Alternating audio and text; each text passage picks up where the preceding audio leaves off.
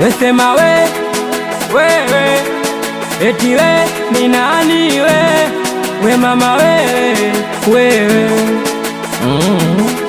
kumbe kumpenda nampenda kweli, lakini mwenzangu ndo hivyo anafula.